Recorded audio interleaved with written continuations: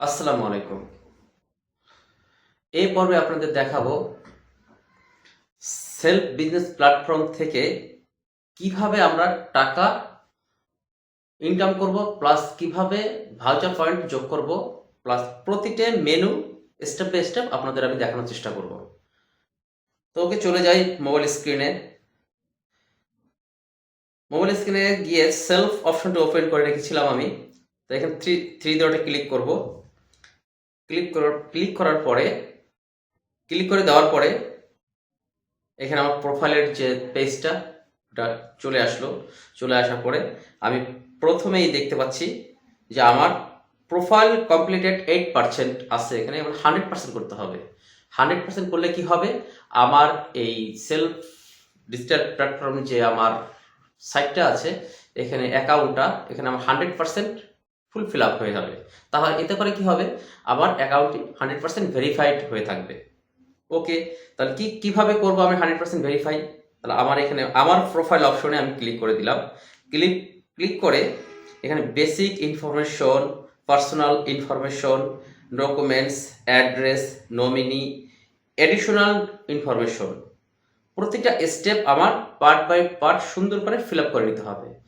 আমি যদি আপনার এই প্ল্যাটফর্মগুলি স্টেপ বাই স্টেপ দেখানোর চেষ্টা করি তাহলে হয়তোবা সময়টা অনেক বেশি লেগে যাবে আর ভিডিওটা অনেক বড় হয়ে যাবে। সেক্ষেত্রে হয়তোবা আপনাদের বোর লাগতে পারে। এই জন্য আমি জাস্ট বলে দিচ্ছি। বেসিক ইনফরমেশনে আপনার নাম এবং mobile number, national ID card, email, এগুলি দিলে ব্যাস এনাফ হয়ে যাবে। পার্সোনাল ইনফরমেশনে আপনার father's name, mother's name, date of birth, gender, religion, আপনার ব্লাড গ্রুপ, মেরিট স্ট্যাটাস। ডকুমেন্টসের ভিতরে আছে আপনার এনআইডি নাম্বার, সামনে ফ্রন্ট সাইড এবং ব্যাক সাইড দুইটা ছবি তুলে দিয়ে দিবেন। তারপরে আছে আপনার অ্যাড্রেস। আপনার অ্যাড্রেসটা সুন্দরভাবে country, division, district, upazila and thana, union, ward, location, living districts, এগুলি আপনারা দিয়ে দিবেন। তারপরে আপনার কাকে নমিনি দিবেন, তার নমিনির নাম এবং মোবাইল নাম্বার, ন্যাশনাল আইডি যদি থাকে, অথবা সম্পর্কটা কি। ঠিক আছে, ওকে। তো বন্ধুরা, আমার দেখে নিলাম কিভাবে প্রোফাইলটা আমাদের সাজাতে হবে।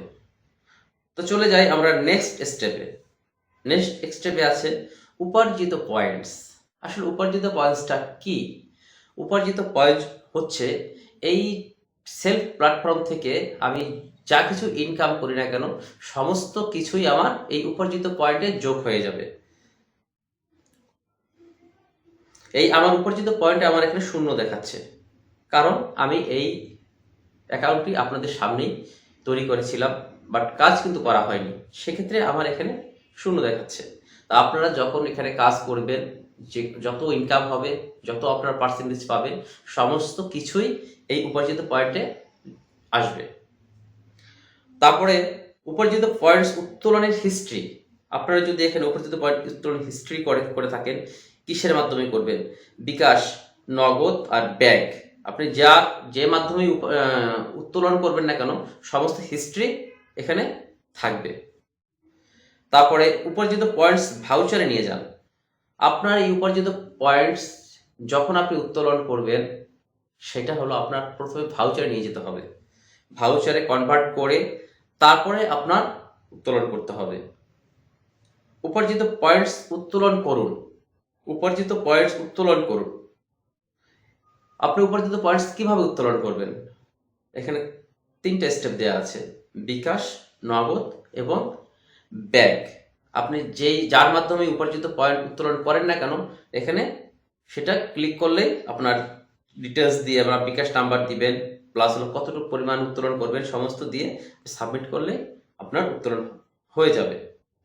খুব সহজ সিস্টেম, টেনশন করার, ঘাবড়ানোর কিছুই নেই। আপনার উপার্জনের হিস্ট্রি দেখুন। আপনি এ যাবৎ কত টাকা উপার্জন করেছেন, সমস্ত কিছুর উপার্জনের হিস্ট্রি আপনি নিচের এইটাই দেখতে পাবেন, যেহেতু আমার এখানে এখনো ব্ল্যাঙ্ক আছে। তো আমি চলে যাই নেক্সট অপশনে। নেক্সট কি আছে? Voucher points. আসলে ভাউচার পয়েন্টটা কি?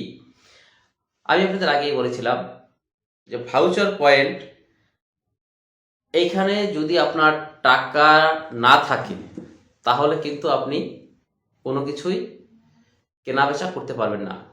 মানে কেনা বলতে কি বোঝাচ্ছি আমি, যেমন আপনি যদি মোবাইল রিচার্জ করতে যান, অথবা আপনি এমবি লোড করতে যান, অথবা আপনি অনলাইনে যদি কোনো পণ্য ক্রয় করতে যান, সেক্ষেত্রে কিন্তু আপনার ভাউচার পয়েন্টে আপনার টাকা থাকা লাগবে।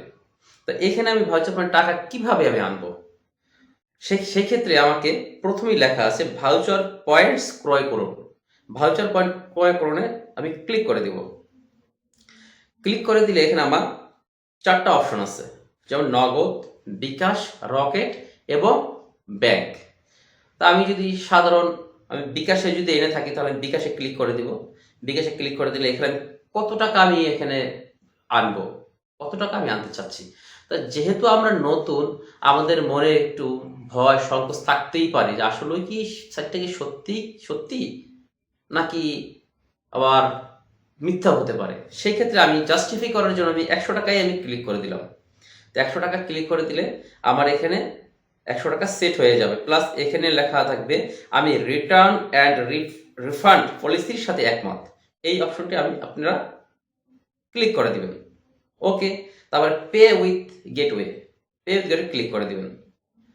ক্লিক করে দেওয়ার পরে একটু লোড হচ্ছে, ওকে এসে পড়লো। তারপরে এখানে আসে কিসের মাধ্যমে, বিকাশটা সেট করে দেব। বিকাশ সেট করে দিলে আমার এখানে বিকাশের একটি নাম্বার পেয়ে যাব। আমি পেমেন্টের অপশনে গিয়ে বিকাশের একটি নাম্বার পেয়ে যাব। এখানে আমি প্রাপক নম্বর হিসাবে এই নম্বরটি লিখুন। এই নাম্বারটা আমি কপি করে নেব। কপি করে তারপরে যে কাজটা আমি সরাসরি দেখাতে পারতেছি না, কারণ আমার এই মোবাইলে বিকাশ অপশনটি নেই, অ্যাপসটি নেই। এই জন্য আমি মুখে বলতেছি, আপনার কানে একটু ধৈর্য এবং মনোযোগ দিয়ে একটু শুনেন। এই বিকাশ নাম্বারটি কপি করে নিয়ে আমরা বিকাশ অ্যাপে চলে যাব।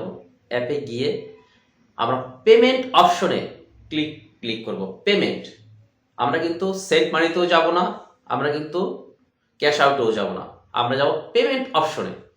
পেমেন্ট অপশনে ক্লিক করে দেওয়ার পরে আপনার যে নাম্বারটি কপি করে রেখেছিলাম ওই নাম্বারটি আমি পেমেন্ট অপশনে বসিয়ে দেবো, নাম্বারের অপশনে বসিয়ে দেবো। বসিয়ে দেওয়ার পরে আমি কত টাকা দেব, 100 টাকা যে সেট করেছিলাম 100 টাকার পরিমাণ দিব। দেওয়ার পরে নেক্সট বাটনে ক্লিক করে পাসওয়ার্ড দিয়ে আমি জাস্ট ট্যাপ করে ধরে রাখবো। ব্যাস হয়ে গেল আমার ওখানে সেট করা, টাকা পাঠিয়ে দেওয়া।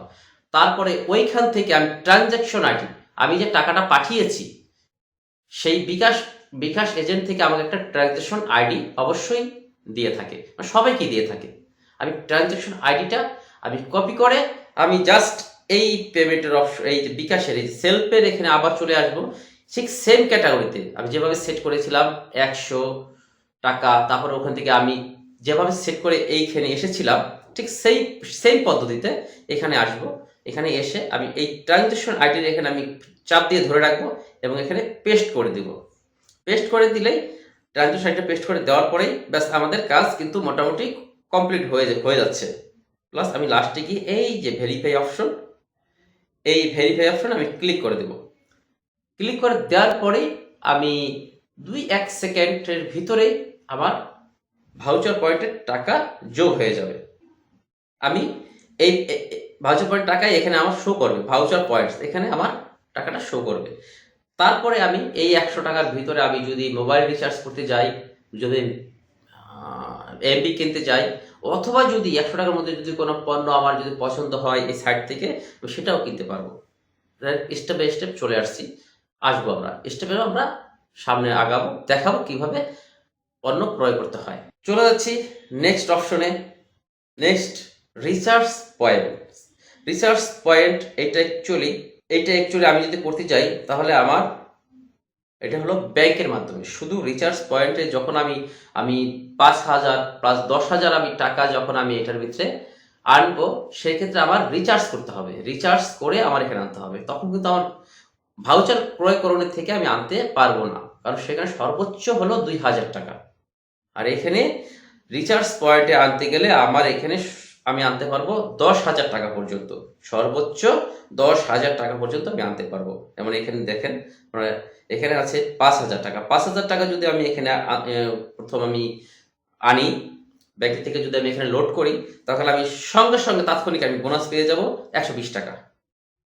এবং আমি যদি 10,000 টাকা আমি লোড করি, তো সঙ্গে সঙ্গে বোনাস পেয়ে যাব আমি 240 টাকা। তাহলে এটা একটু লাভ বেশি মনে হচ্ছে। তারপরে আমি যে কাজগুলি করব, ওইখান থেকে তো কমিশন তো আমার আছেই, মানে এখান থেকে ইনস্ট্যান্ট আমি বোনাসটা পেয়ে যাচ্ছি। আচ্ছা, এখানে গেল রিসার্চ অপশন।